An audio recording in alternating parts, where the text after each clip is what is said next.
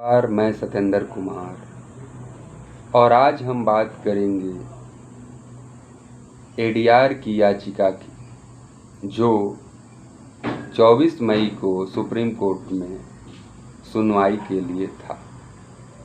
Supreme court ने ADR की उस याचिका पर कोई भी निर्देश देने से इनकार कर दिया, जिसमें ये मांग किया गया था कि चुनाव आयोग को 48 घंटे के अंदर निर्देश दिया जाए कि वो फॉर्म 70C की सारी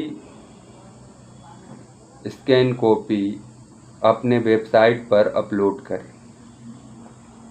लेकिन वोकेशनल बेंच जो इस मामले की सुनवाई कर रही थी, जिसमें जस्टिस दीपांकर दत्ता और जस्टिस सतीश चंद्र शर्मा थे, उन्होंने साफ तौर पर इनकार कर दिया। उन्होंने कहा कि 5 फेज के चुनाव हो चुके हैं, 6वें फेज का चुनाव 25 मई को है, यानी आज है, और ऐसे में हम चुनाव आयोग को ये दिशा निर्देश नहीं दे सकते हैं कि वो सारी जानकारी अपलोड करें, क्योंकि चुनाव आयोग के पास मैन पावर की कमी है और 6 चरण के चुनाव आज हो जाने हैं। इसलिए इस पर हम कोई भी आदेश देना नहीं चाहते। इसकी सुनवाई अब गर्मियों की छुट्टी के बाद 2 जुलाई के बाद हो। जो रेगुलर बेंच आएगी वो इसकी सुनवाई करेगी। अब बात ये है कि जो फॉर्म 17C का मामला है, वो 2019 के लोकसभा तक जितने भी स्टेट हैं वहाँ पर चुनाव आयोग अपलोड कर दे रहा था सारी जानकारी। इस बार आखिर चुनाव आयोग क्यों नहीं अपलोड कर रहा है? और हर फेज में जो वोटिंग होती है, जिस बूथ पर वोट डाले जाते हैं, उस वोट का प्रोजाइडिंग ऑफिसर वोटिंग ख़त्म होने के बाद फॉर्म 17C फॉर्म भरता है और वहाँ पर जो पोलिंग एजेंट होते हैं पार्टियों को, उनको दिया जाता है और एक कॉपी ईवीएम के साथ स्ट्रॉन्ग रूम में जमा हो जाती है। और पिछले चुनाव में उसकी एक जो कॉपी होती थी, उसे चुनाव आयोग अपने वेबसाइट पर अपलोड कर दे रहा था। इस बार अपलोड नहीं कर पा रहा है। इससे लोगों के बीच काफ़ी संदेह है। तो चुनाव आयोग ऐसा क्यों कर रहा है, इस पर कोर्ट ने कुछ नहीं कहा, लेकिन इसकी अब सुनवाई गर्मियों की छुट्टी की बात हुई। जितने भी सवाल थे अब बीच मझधार में हैं। 1 जून को 7वें चरण के मतदान हो जाएंगे और 4 जून को रिजल्ट आ जाएंगे। सरकार बन जाएगी। उसके बाद क्या होने वाला है आप भी जानते हैं और हम भी जानते हैं। जिन आंकड़ों को चुनाव आयोग नहीं बताना चाहता है जनता को, उन आंकड़ों को क्या चुनावी में जितने भी राजनीतिक पार्टियां हैं वो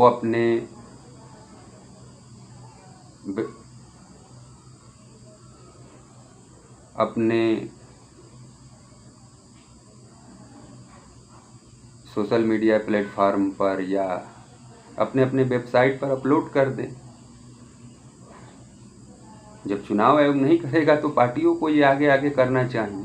लेकिन अब देखना है कि इस पर जो पार्टियां हैं वो क्या कर रही हैं।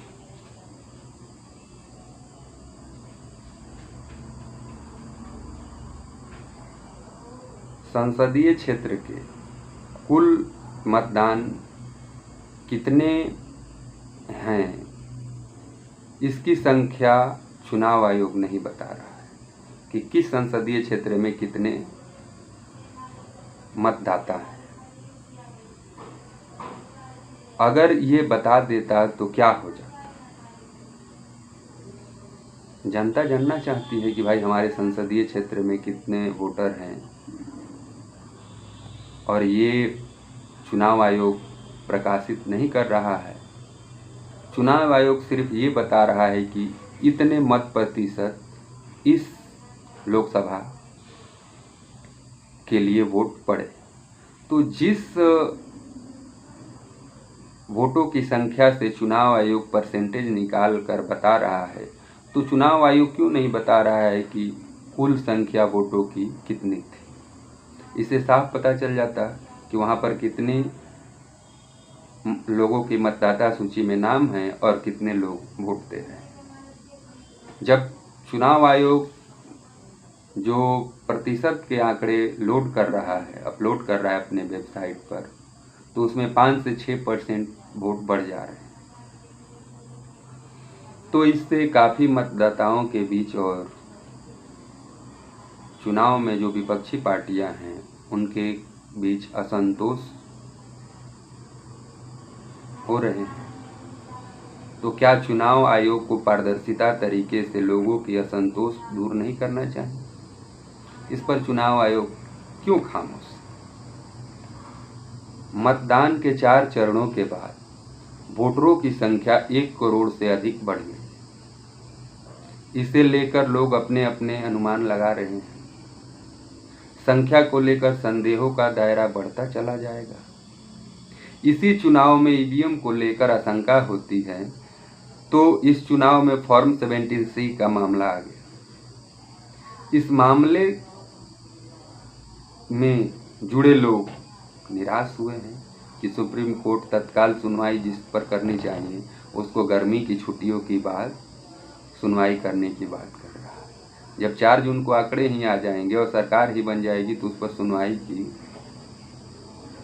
करने की मकसद क्या रह जाएगा। जिस संस्था को बिना मांगे आंकड़े जो हैं वोटों की वो अपलोड करनी चाहिए थी, वो इससे इनकार कर रही है।